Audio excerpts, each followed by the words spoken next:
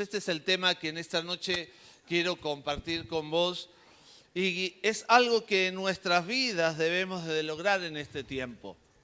Es un tiempo donde el Hijo de Dios que quiere verdaderamente estar en Cristo tiene que tomar la decisión de poner en primer lugar vivir en la presencia de Dios.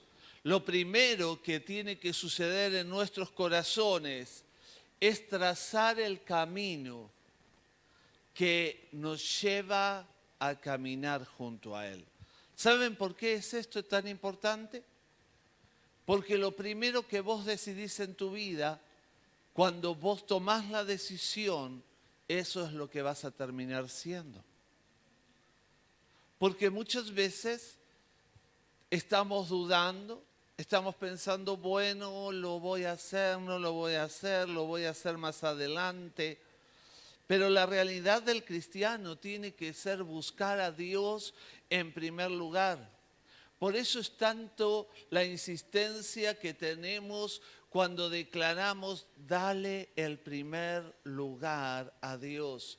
Dale tu corazón, dale tu vida, para que el poder del Espíritu de Dios pueda manifestarse en una forma fresca y renovada en tu vida. Necesito abrazar de continuo, de constante, la presencia de Dios en mi vida. No se tiene que limitar simplemente a un momento, no se tiene que limitar simplemente a un tiempo donde vengo a la casa de Dios, sino todos los días. Dios está esperando tener un encuentro fresco con nosotros y nuestro espíritu debe de desear y anhelar tener un encuentro con el Espíritu de Dios. Amén. La unidad que nos lleva a ponerme en primer lugar a Dios me lleva entonces a tener una relación permanente con Él. Y vamos a ir a 1 Corintios capítulo 6, versículo 17. Y fíjese lo que dice allí. Pero el que se une al Señor, ¿qué? Un espíritu es con Él. La transformación de las prioridades de tu vida y de mi vida comienzan directamente en la rendición de nuestra voluntad a Él.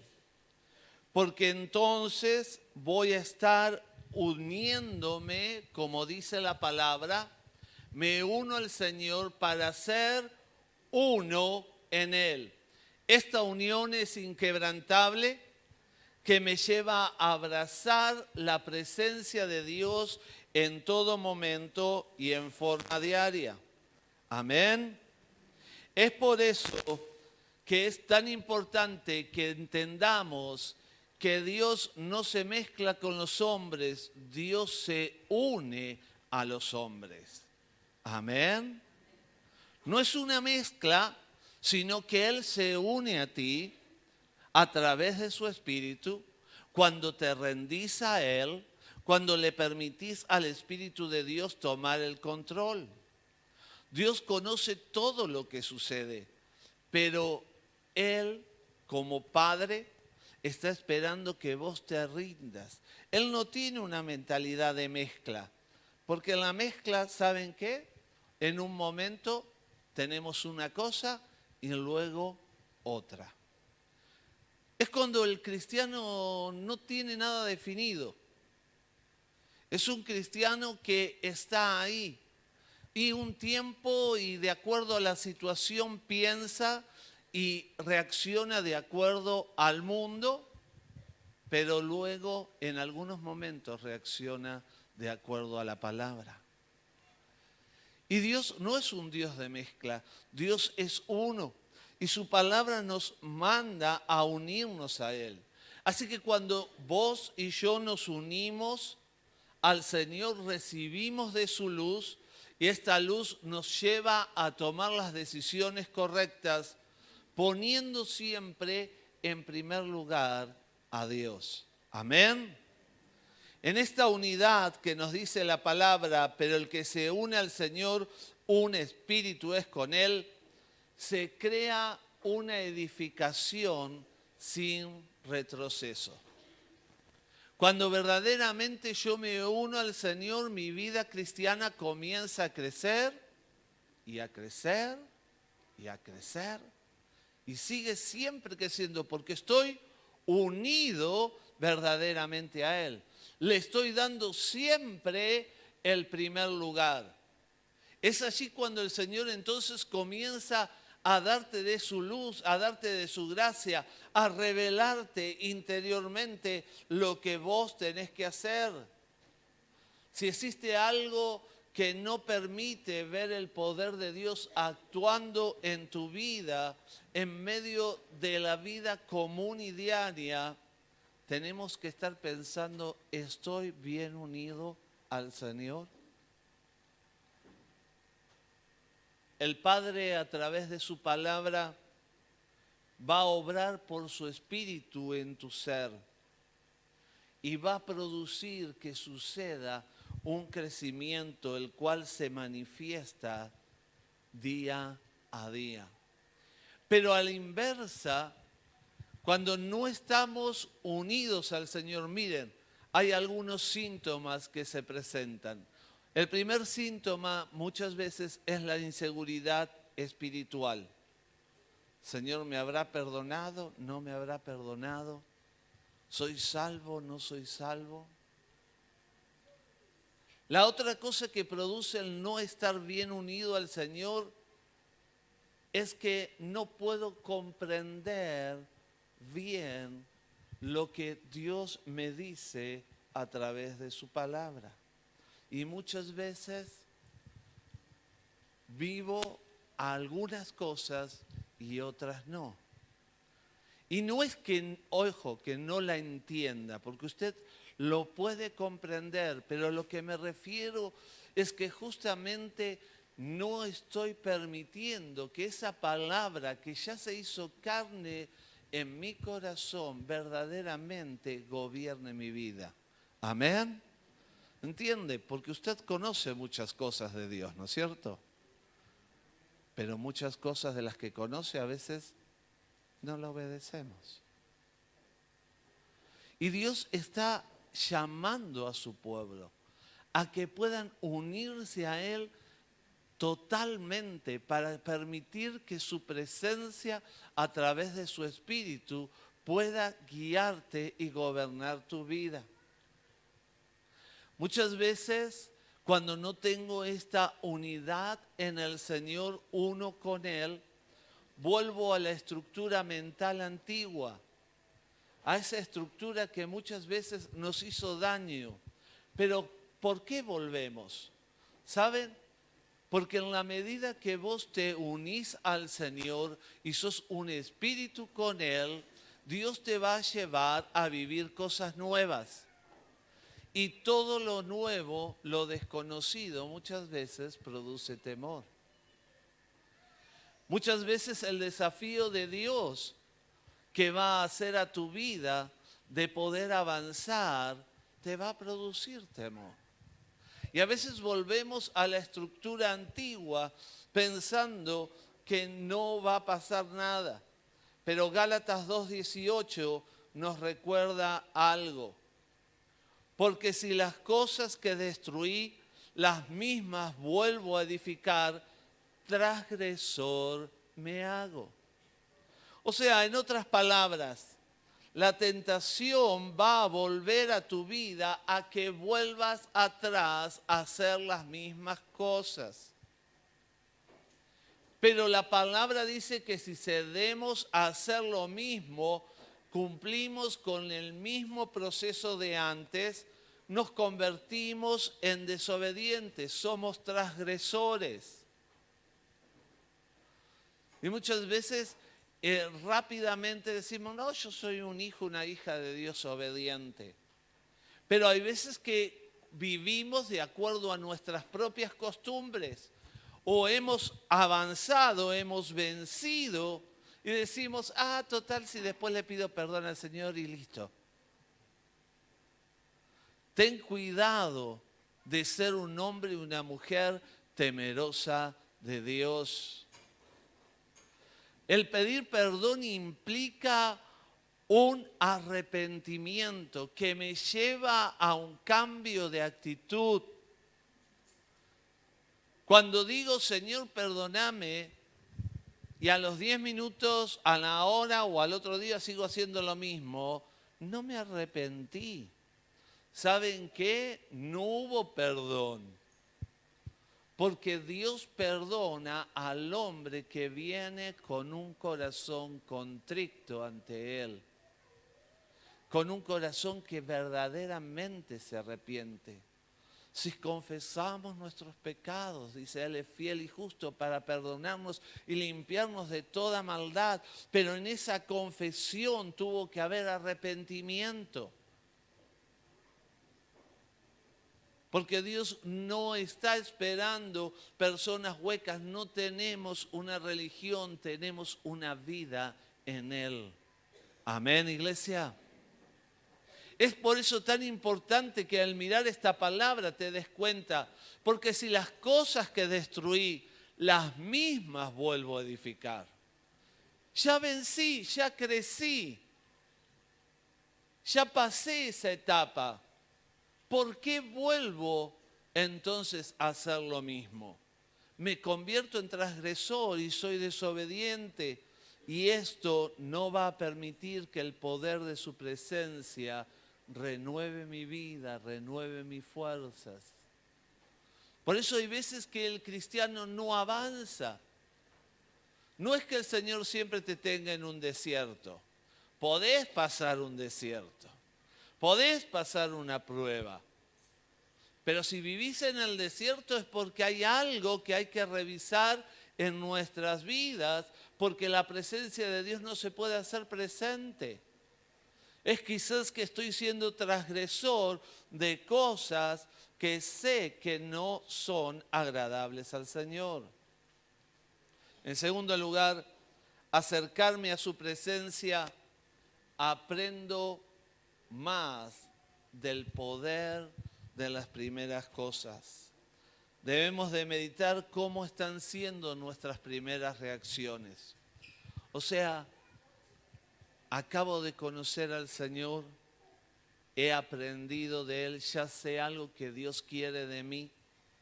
¿Cómo reacciono ante la dificultad? ¿Cómo reacciono frente a las diferentes palabras, a la necesidad, al momento de desafíos de fe, a la voluntad de Dios? ¿Cuál es nuestra reacción? Podemos examinar todas las cosas y nos vamos a dar cuenta que Dios está esperando que vos reacciones de acuerdo a Él, de acuerdo a lo que Él ya ha puesto en tu corazón por su palabra. Si Él te ha prometido que te iba a ayudar, ¿vos qué pensás que va a hacer? Si Él te prometió que Él va a ser tu proveedor, ¿qué pensás que va a hacer? Si Él te dijo que Él va a ser tu sanador, ¿qué pensás? Cuando yo sé lo que Dios dice de mí, necesito entonces creer en su palabra y ponerla en obra. Pero ahí se va a notar tu primera reacción. Enfrento el problema y lo primero que hago es desesperarme y llorar. Enfrento una situación difícil y me desanimo. Y es cuando tengo que responder de acuerdo a como Dios me está indicando. Dame los anteojos que están en el saco, ahí en el bolsillo de adentro, de adentro.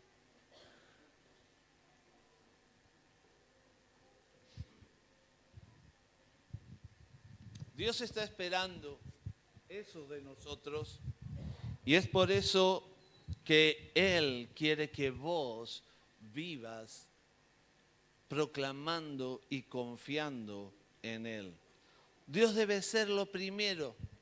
Y esta clase de amor, de unión con Dios, me lleva entonces a una mayor comunión con Él. Vamos a ver lo que dice Mateo 22, 37 y 38. Mateo 22, 37 y luego el 38. Jesús les dijo: amarás al Señor tu Dios con todo tu corazón y con toda tu alma y con toda tu mente.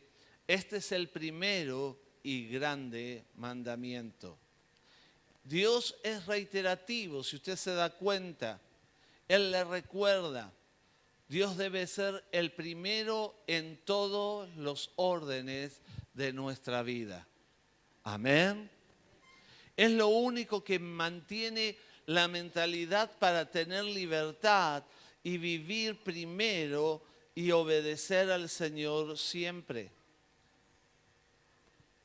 No importa todo lo que pueda llegar a ser, si no puedo entender esto, que Dios debe de ocupar en mi corazón el primer lugar.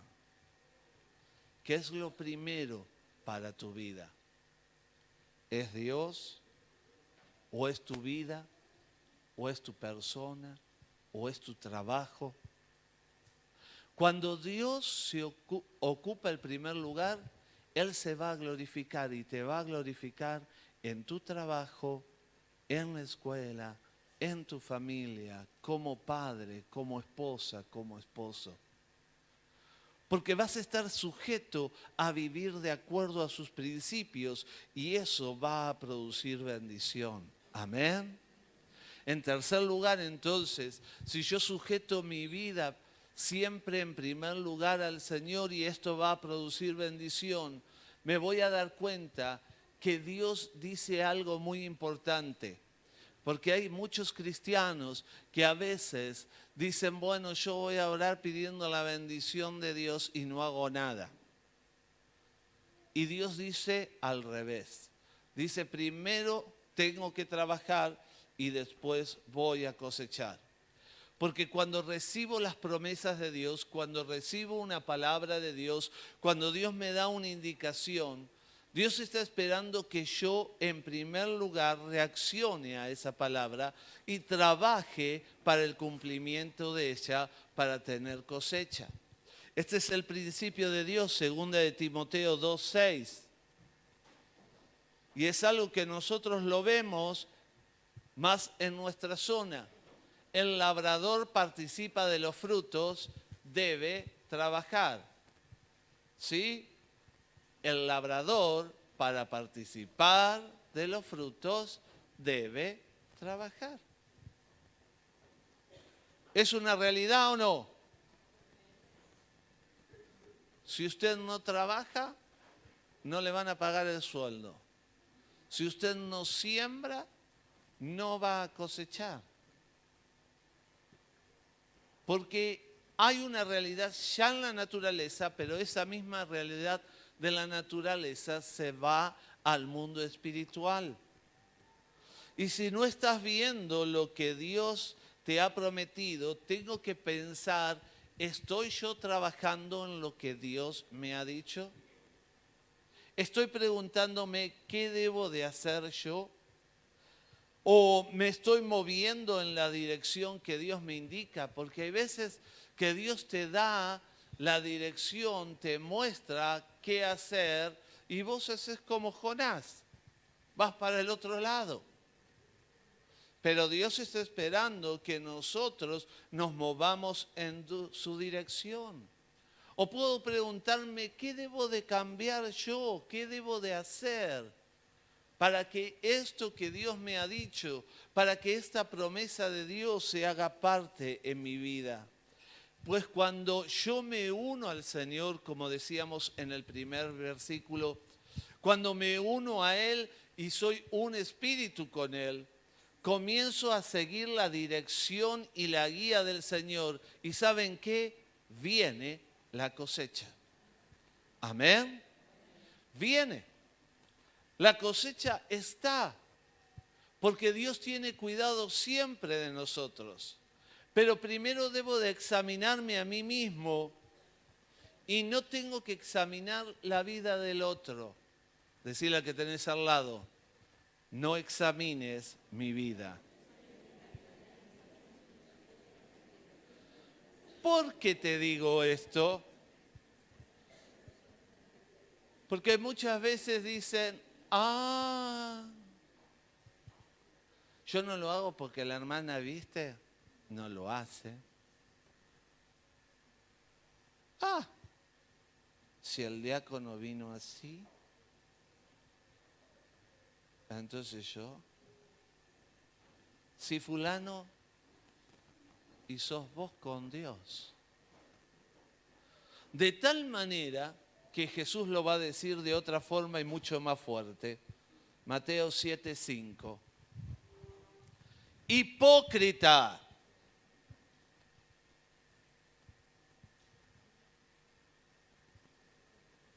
No nos gusta esa palabra, y menos que nos la griten así. Vean que está en signos de admiración. Se lo dijo bien fuerte. Hipócrita. No la estás viviendo vos y querés que el otro la viva. Pero vamos a leer las palabras de Jesús. Sacá primero la viga de tu propio ojo y entonces verás bien para sacar la paja del ojo de tu hermano. Dios no te puso como juez de tu hermano, de tu hermana.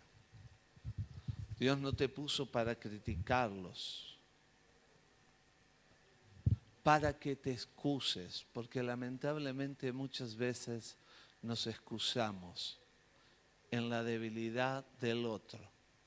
Y siempre lo más triste es que no se dan cuenta que apuntamos quizás a uno mayor que nosotros. Si fulano, si el líder, si el maestro, si el diácono, si el pastor.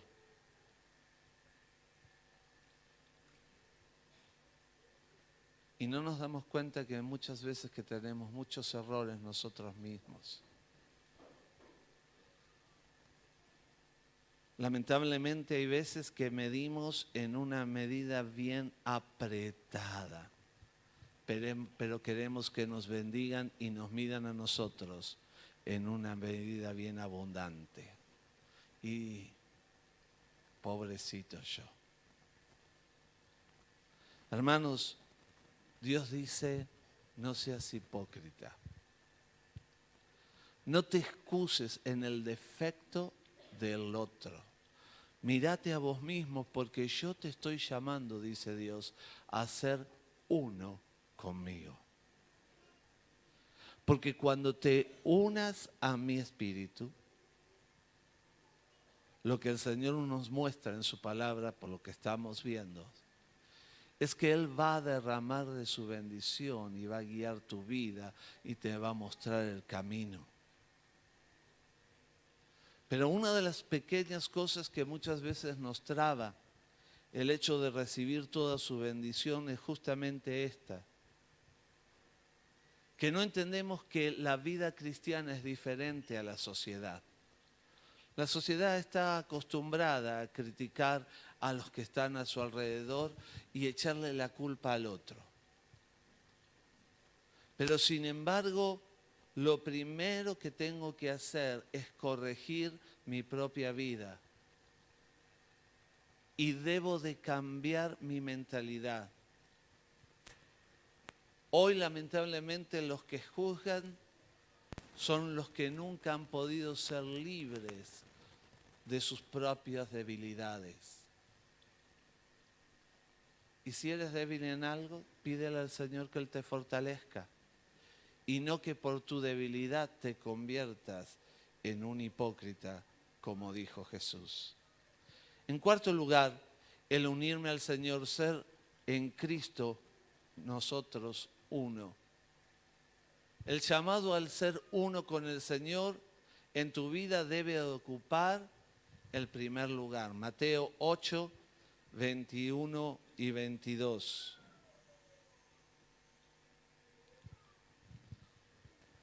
Otro de sus discípulos le dijo, Señor, permíteme que vaya primero y entierre a mi padre. Jesús le dijo, sígueme, deja que los muertos entierren a sus muertos. Muchas veces cuando oímos esta frase tan fuerte, nos preguntamos, ¿qué quiso decir Jesús? Que los muertos entierren a sus muertos. Está hablando él en el contexto de la invitación, del llamado de Dios, que tiene que ser en primer lugar en tu vida, el de ser uno con Él. Pero lamentablemente en el tiempo de Jesús muchas veces nos encontrábamos con aquellos fariseos que lo único que les importaba eran las apariencias. Y lo que Jesús está planteando es que no tiene que ser de apariencias, sino que tu prioridad, mi prioridad debe ser uno con el Señor. Ser alguien que busca el vivir en su voluntad. Que tengo que dejar atrás las cosas que muchas veces me detienen para ser uno en Cristo. Y estoy hablando de situaciones en las cuales muchas veces estamos enredados por nuestros trabajos, nuestras amistades, compromisos. Porque Dios trae una manifestación de su presencia en tu vida y se va a levantar con poder en ti siempre que tú le busques en primer lugar. Muchas veces preguntamos, ¿qué tengo que hacer para tener más del Señor? Y para experimentar su presencia, lo único que tienes que hacer es buscarle en primer lugar. Es tomar el desafío de Dios, de unirnos a Él y permitir que su gracia opere en nosotros. Por último, ser uno con el Señor produce en mí un espíritu de perdón. Dice Mateo 5, 23 y 24, por tanto, si traes tu ofrenda al altar y allí te acuerdas de que tu hermano tiene algo contra ti, deja allí tu ofrenda delante del altar y anda, reconcíliate primero con tu hermano y entonces ven y presenta tu ofrenda. Jesús nuevamente enseñando algo extraordinario.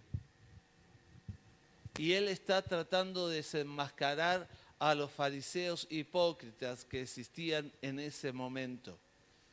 Religiosos que acostumbraban a mostrar sus ofrendas para parecer altamente espirituales. Pero Jesús para esto lo que está declarando en sus palabras es que lo más importante es tener un espíritu en el cual soy auténtico perdonador. Si estás en conflictos con todos o tienes problemas con alguien, tienes que reconciliarte y perdonar para que tu ofrenda sea recibida en el reino. Hay una realidad en cuanto a esto, porque tu ofrenda no te compra un lugar. Esta es la diferencia. Muchas veces hemos oído el hecho de la confesión y la penitencia y poder lograr comprar la salida, el problema o el perdón. Pero no es así. La realidad que yo lo que puedo ofrendar lo debo de hacer de corazón para el Señor.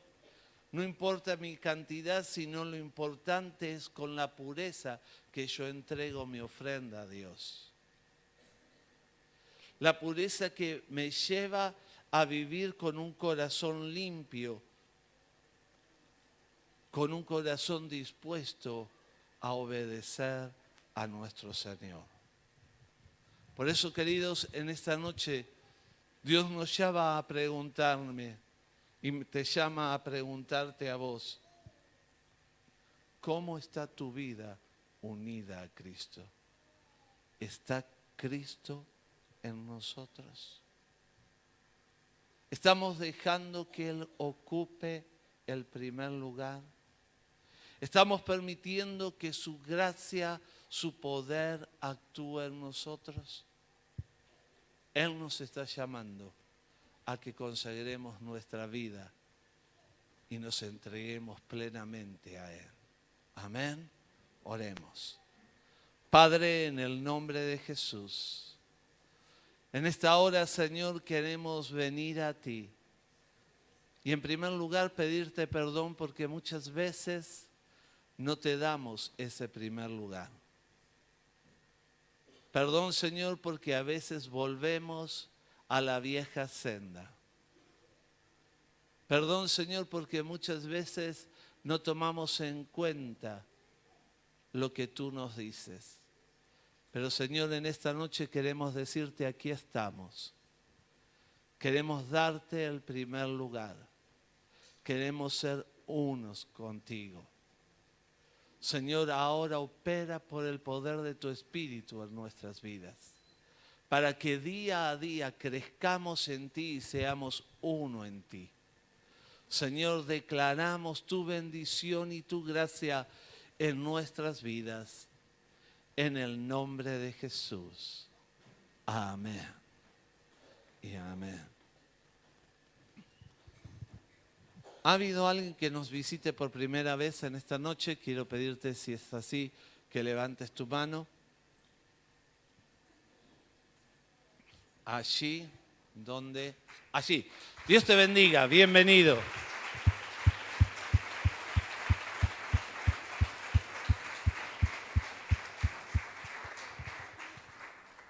Muy bien.